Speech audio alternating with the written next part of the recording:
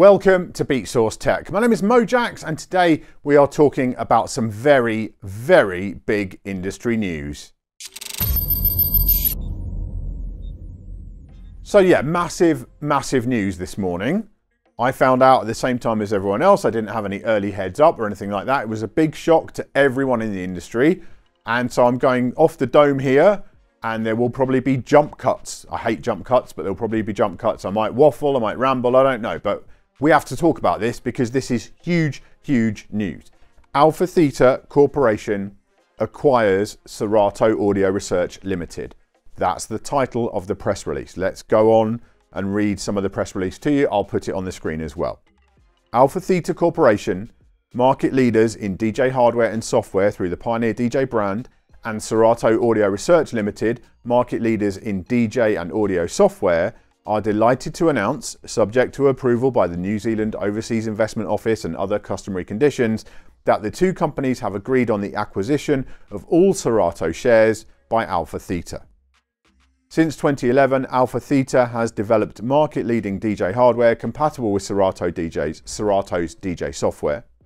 AlphaTheta continues to explore new ways to develop and evolve the DJ and audio industry, and the acquisition of Serato expands the long-established partnership between the two brands, opening up new possibilities. Both companies are committed to the fusion of music and technology, providing the best experience for DJs and artists and audiences around the world. Then there are quotes from the CEOs and presidents of Serato and AlphaTheta, and then we get to what I think is really important here at the end. While the partnership will capitalize on the combined expertise of both companies, AlphaTheta and Serato will continue to operate as standalone brands. This includes the continuation of their long-standing partnerships with key players in the DJ hardware and software industry. And so, yeah, that brings me to my first gut reaction was, is this the end of Serato support for Reloop and in music brands like Denon DJ and Rain? And that was worrying. You know, that was my first thought. That's concerning because competition is always healthy. It's really important that there is competition. This is in many respects Pioneer DJ, and because if you don't know, AlphaTheta is the parent company of Pioneer DJ now, right? So they have been for a while. This is them locking up a huge amount, a huge proportion of the DJ tech industry. And that's never really a good thing, to have almost a monopoly. Now, there are other strong brands out there doing other things. You know, Native Instruments still exist. They're doing other stuff. They've been consolidated with some other brands like iZotope now as well.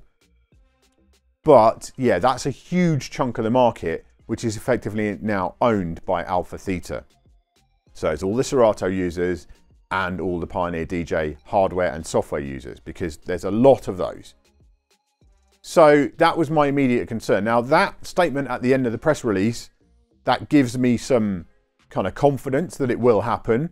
Will it be the case though that in music with Rain and so on, are they going to want to effectively pay their biggest competitor to use their software now? You know, so when Rain roll out a new mixer, are they going to want to pay Serato and therefore Pioneer DJ to have Serato on that mixer? Seems unlikely to me. So there will be this kind of chilling effect on brands. Now, smaller brands maybe like Reloop. You know, I was so happy that Reloop came out with that Flux interface recently. You know, that made my year almost. That was fantastic. And like, I would hate to think that we won't see any more Serato products from Reloop. So I think it's going to be very important how AlphaTheta actually play this moving forward. You know, I certainly don't think, I think that holds true. What they said in that press release will hold true, at least for the short to medium term. I don't think there's going to be any change to the operation of how Serato does business with their partners. And I would certainly hope not. But long term, I mean, why would they buy it if they didn't want to ultimately integrate everything together? That's my... Again, this is all gut reaction stuff. I'm learning about this in real time, the same as you guys. So yeah, just that was my big concern. Let's look on the positive though. This has the potential to produce incredible gear and software. You know, for me, the dream for the longest time has been the library management of Rekordbox combined with the DVS performance of Serato DJ Pro.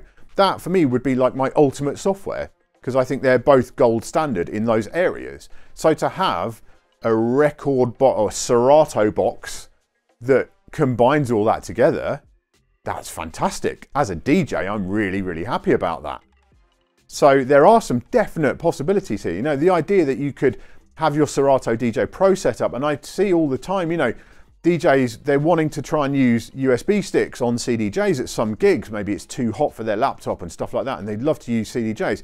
Well, the idea that you can have your Serato library and then also export that out to use on CDJs, I mean, again, a fantastic thing. So in terms of the tech itself, I think this is really positive and really quite exciting, and I'm kind of hyped for it. Plus, you've got this side of things, which I don't talk about so much here because I'm not a producer, but you've got the side of things, the element of Serato Studio and pitch and time and all that kind of stuff. Serato bring a lot of expertise in from that production world into Pioneer DJ, who've made some inroads in that area, but it's not really, I would say, their forte. You know, stuff like the Terais and things like that. It's great products, but combining that with the expertise that Serato have from Serato Studio, again, we could see some whole new kind of segments appearing here, some whole new tech evolving, and that's really exciting. So yeah, I have very conflicted views on this right now. Very, very conflicted views. It's certainly, I can't in general complain about consolidation happening like this. You know, when in-music brands acquire new brands, like they bought Moog recently, you know, just acquired Moog, and that's an incredibly, you know, venerable name in the industry, and now that's part of the in-music family. Denon DJ was an acquisition, Rain was an acquisition. So I don't, you know, I can't complain about that because those have developed some fantastic fruits from those acquisitions over time.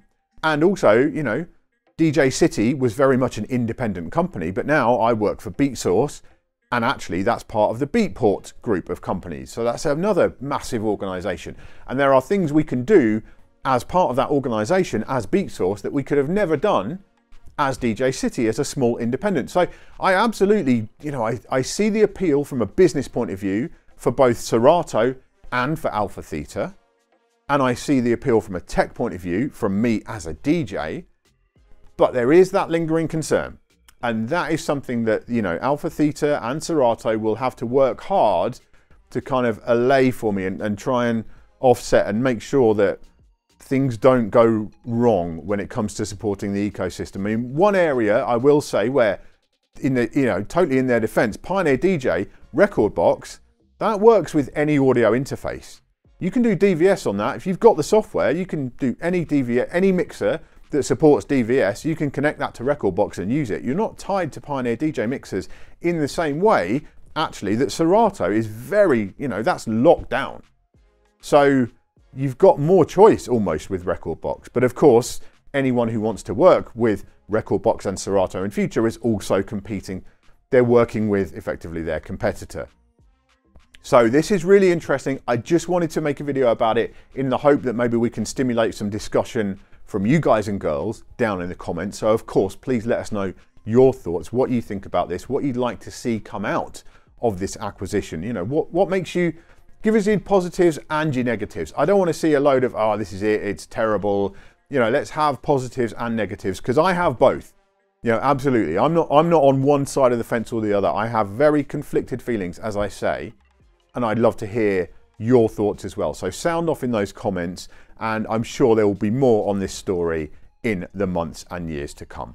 Thank you for watching this episode of Beatsource Tech. I do hope you've enjoyed it or found it useful. If you have, please give the video a thumbs up and make sure you subscribe to the channel so you don't miss any future videos. I'll see you next time.